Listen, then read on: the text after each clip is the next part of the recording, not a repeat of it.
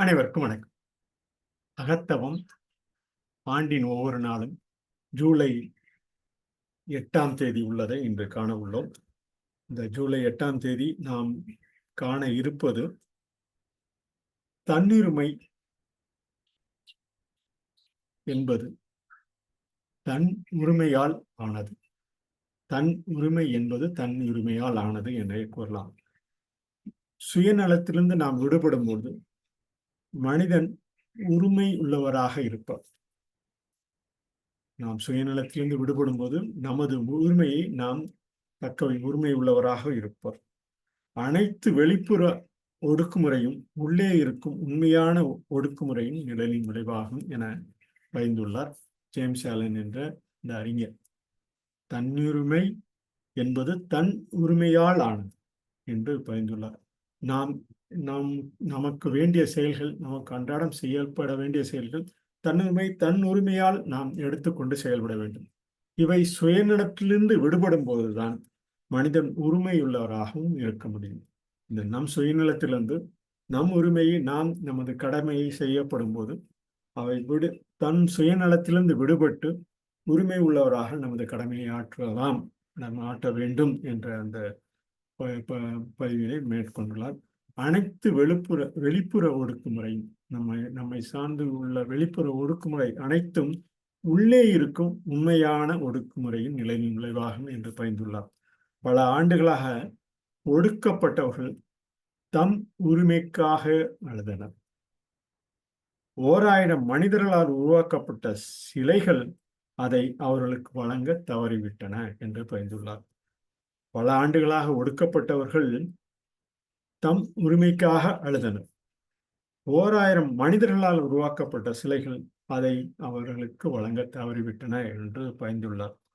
இவையெல்லாம் இந்த 1000 சிலைகளாக 1000 மனிதர்கள் உருவாக்கப்பட்டவை அவர்களுக்குள்ள உரிமையை வழங்க தவறிவிட்டன. எனவே இந்த உரிமையை தன்னுரிமையாக எடுத்துக்கொண்டு யார் வாழ்கிறார்களோ அவர்கள்தான் தன்னுரிமை பெற முடியும் என்று நாம் இந்த பதிவிலிருந்து அறிந்து கொள்ளலாம். மனிதனின் உணர்ச்சி, பிழை மற்றும் அறியாமை ஆகியவற்றில் விருப்பமானவற்றில் அடிமையாக இருப்பதை நிறுத்தினால் அடிமைத்தனம் மற்றும் ஒடுக்குமுறையின் அனைத்து வெளிப்புற வடிவங்களும் நின்றுவிடும். மனிதனின் உணர்ச்சி, பிழை மற்றும் அறியாமை ஆகியவற்றில் விருப்பமானவற்றில் அடிமையாக இருப்பதை நிறுத்தினால் அடிமைத்தனம் மற்றும் ஒடுக்குமுறையின் அனைத்து வெளிப்புற வடிவங்களும் நின்றுவிடும். எனவே தன்னுரிமை என்பது தன்னுரிமையால் ஆனது என்று பரிந்துள்ளார்.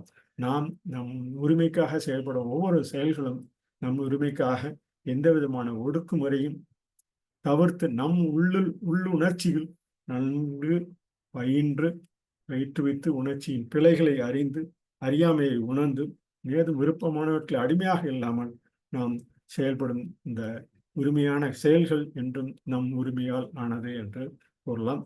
இவற்றினைத்தான் ஆங்கிலத்தில் July 8th man will be free when he is free from self. All outward oppression is but the shadow and the effect of the real oppression within. All outward oppression is but the shadow and the effect of the real oppression within. For ages the oppressed have cried for liberty, and 1,000 man-made statues have failed to give it to them. All outward forms of bondage and oppression will cease to be when man ceases to be the willing born slave of passion, error, and ignorance. So freedom is the free. Freedom is to the free. We can say it in that. This is just I share the content of it in that English, in Tamil and as well as in English. சுயநலத்திலிருந்து விடுபடும் போது மனிதன் உரிமையுள்ளவராக இருப்பார். அனைத்து வெளிப்புற ஒடுக்குமுறையும் உள்ளே இருக்கும் உண்மையான ஒடுக்குமுறையின் நிழலின் விளைவாகும். பல ஆண்டுகளாக ஒடுக்கப்பட்டவர்கள் தம் உரிமைக்காக அழுதனர். 1000 மனிதர்களால் உருவாக்கப்பட்ட சிலைகள் அதை அவர்களுக்கு வழங்க தவறிவிட்டன. மனிதனின் உணர்ச்சி, பிழை மற்றும் அறியாமை ஆகியவற்றில் விருப்பமானவற்றில் அடிமையாக இருப்பதை நிறுத்தினால் அடிமைத்தனம் மற்றும் ஒடுக்குமுறையின் அனைத்து வெளிப்புற வடிவங்களும் நின்றுவிடும். தன்னுரிமை என்பது தன்னுரிமையால் ஆனது என பதிந்து ஆங்கில பகுதியினை நிறைவு செய்து இன்றைய பதிவினை நிறைவு செய்கிறோம். Man will be free when he is free from self. All outward oppression is but the shadow and the effect of the real oppression within. For ages, the oppressed have cried for liberty, and 1,000 man-made statutes have failed to give it to them. All outward forms of bondage and oppression will cease to be when man ceases to be the willing born slave of passion, terror, and ignorance. Freedom is to the free. This I conclude. And James Allen, part of July 8th, அகத்தவம் ஆண்டின் ஒவ்வொரு நாளும் என்று நாம் தமிழ் மூலம் இந்த meditation என்ற சொல்லை அகத்தவம் என்று பகிர்ந்துள்ளோம். இவை எமது குருவாகிய உதயமூர்த்தியின் குரு ஜேம்ஸ் ஆலன் என்று கூறக்கூடிய அளவில் அவருடைய நூல்களை நாள்தோறும் படித்த அந்த ஒரு விளைவாக யாமும் அறிந்து கொண்ட அந்த பகுதியினை ஒரு சிறு துளியாக தங்களிடம் பகிர்ந்து கொள்கிறேன். இன்று ஜூலை 8ஆம் தேதியை இத்துடன் நிறைவு செய்கிறேன். நன்றி, வணக்கம்.